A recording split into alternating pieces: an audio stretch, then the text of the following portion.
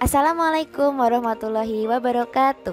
Halo anak-anak semuanya, kembali lagi ke video pembelajaran matematika oleh Bu Farah. Nah, di video pembelajaran kita kali ini kita masuk ke bab yang baru setelah sebelumnya kita ulangan-ulangan UTS dan lain sebagainya, yaitu bab ketiga tentang konsep aljabar dan operasinya.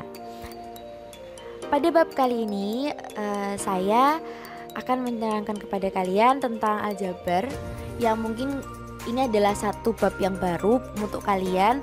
Ini bab yang cukup abstrak dibandingkan dengan dua bab yang sebelumnya tentang himpunan dan bilangan. Itu kan kalian sudah, yang bilangan itu sebanyak yang sudah pernah kalian pelajari di semasa SD, dan himpunan juga cukup mudah menurut saya. Nah, untuk aljabar kali ini bukan berarti sangat sulit, tapi ini adalah materi yang baru banget untuk kalian mungkin, tapi sebenarnya sering kalian lihat. Karena ini termasuk cara pemecahan matematika, permodelan matematika yang paling sering muncul dan akan terus muncul sampai kalian SMA nanti. Oke? Nah, untuk memahami aljabar, sebelumnya kita akan melihat terlebih dahulu kompetensi dasar yang harus kalian capai di pembelajaran kali ini, di video kali ini, yaitu diharapkan siswa mampu menjelaskan bentuk-bentuk aljabar dan unsur-unsurnya menggunakan masalah kontekstual. Nah, kenapa masalah kontekstual? Karena aljabar itu sebenarnya adalah bentuk simbol matematis untuk masalah sehari-hari. Nah, jadi apa sih maksudnya aljabar itu? Nah, dalam bentuk paling umumnya, aljabar itu adalah ilmu yang mempelajari simbol-simbol matematika dan aturan untuk memanipulasi simbol-simbol ini. Maksudnya seperti apa, Bu? Kita langsung masuk ke contohnya. Jadi misalnya seperti ini. Saya punya beberapa apel. Saya tidak tahu ini apelnya berapa, tapi pokoknya saya punya beberapa apel.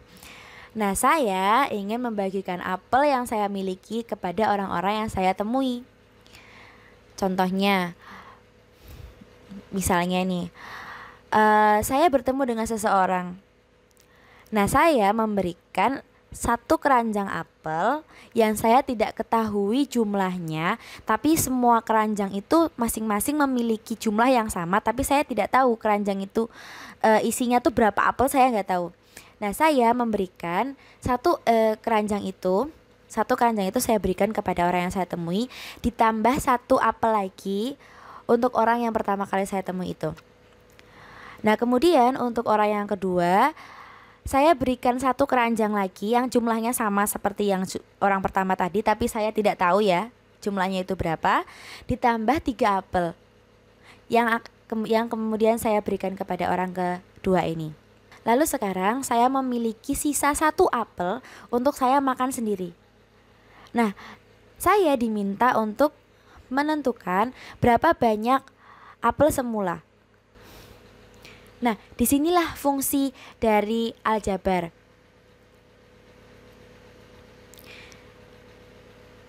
Kita tuh bisa memecahkan masalah banyaknya apel mula-mula itu dengan suatu simbol. Nah, simbol yang kita gunakan itu bukan simbol-simbol kayak gambar hati atau gambar waru, bukan seperti itu, tapi kita menggunakan yang namanya huruf abjad kecil. Kalian bisa menggunakan huruf A, B, C, D. Kalian bisa menggunakan semua huruf di abjad dengan catatan hurufnya huruf kecil, bukan huruf kapital, oke? Nah, huruf yang kita gunakan ini hanya sebagai simbol banyaknya apel. Ya, hanya sebagai simbol pengganti aja. Pengganti saja.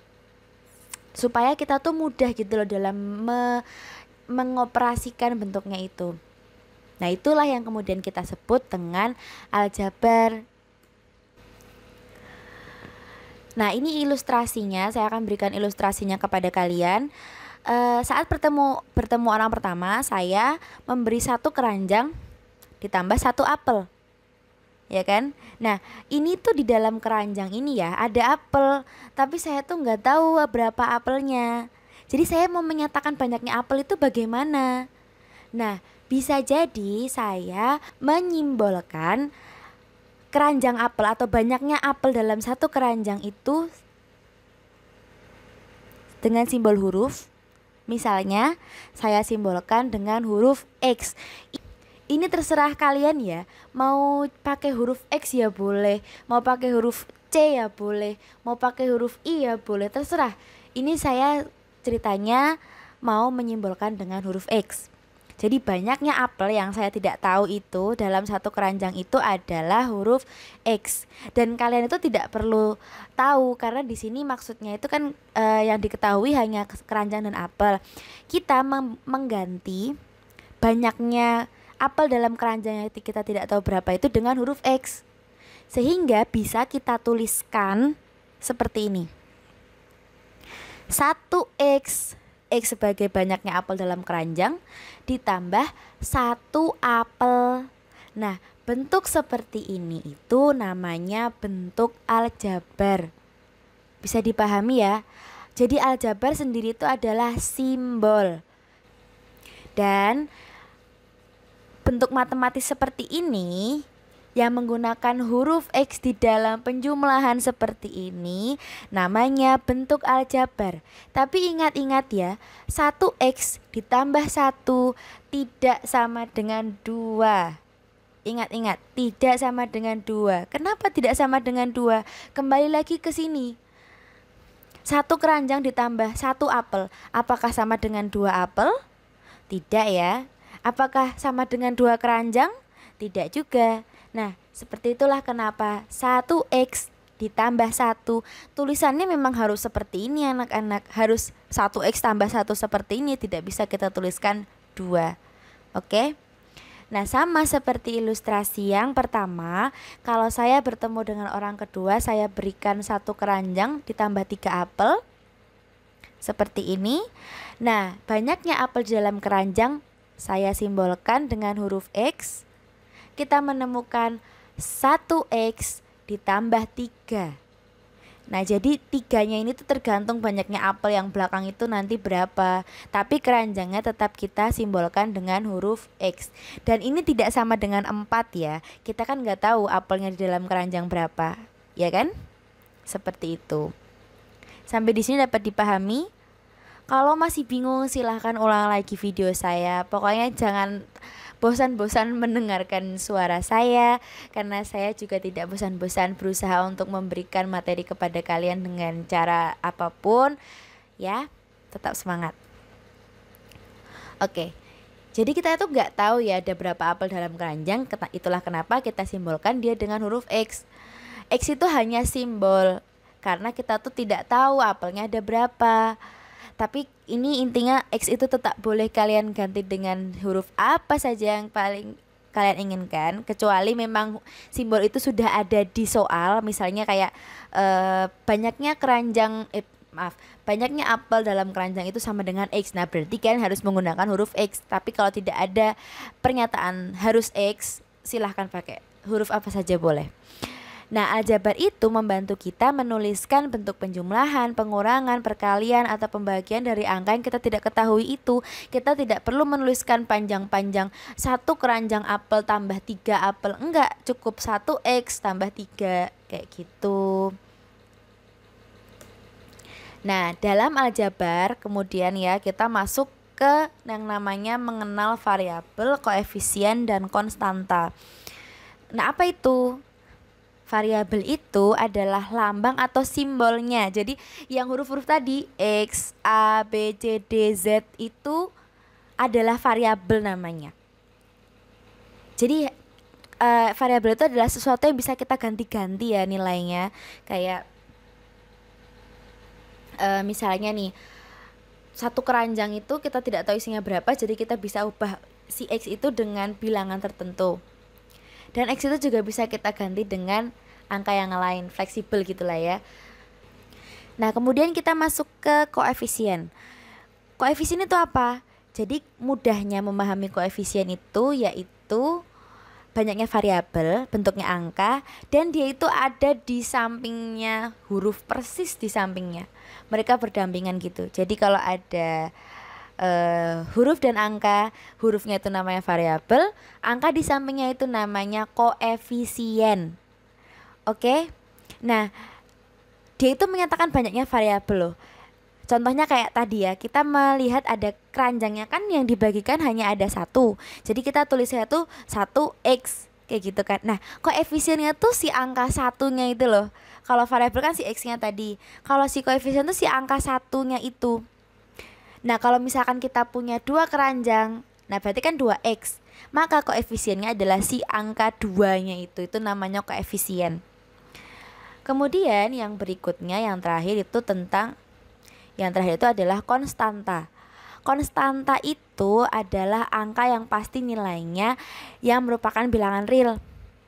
Jadi kayak tadi kita lihat ada ini satu keranjang ya. Ini satu keranjang.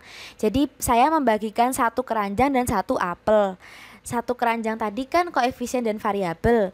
Nah, satu apelnya kan jelas ya ada satu. Kalau apel dalam keranjang kan kita nggak tahu ada berapa. Tapi apel yang berdiri sendiri itu kan jelas ada satu apel kayak gitu.